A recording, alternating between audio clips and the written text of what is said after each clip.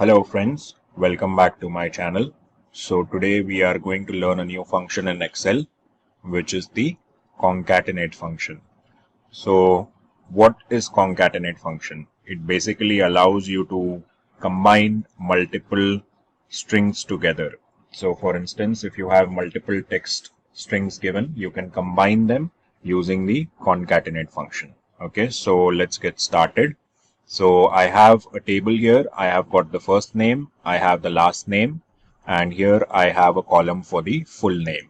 So I want my first name and last name should combine and the result value should be displayed here in the full name. So how will we do that? To begin with any function in Excel, you have to start with an equal to sign. So I will say equal, and then I will type my function, which is concatenate, right? So I will select this one here, press the tab key to select this. Now it is asking me to provide the text one. So I will provide my text one, which is Mike. Now here the next thing is it is asking me to provide text two. But before providing text two, I will need to provide a spacing between Mike and Tyson, right? So between the first name and last name, I need some spacing. So to do that spacing, you will use double quotes. You will put a space bar. Again, you will put double quotes.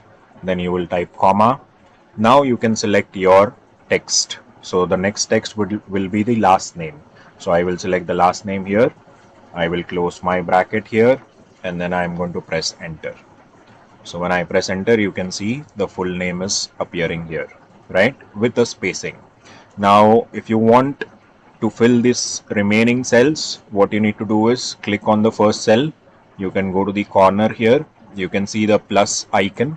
So just double click here. This is how you will be able to fill the remaining information, right? So I hope that this video has been informative for you, and please do subscribe to my channel and share this video with your friends.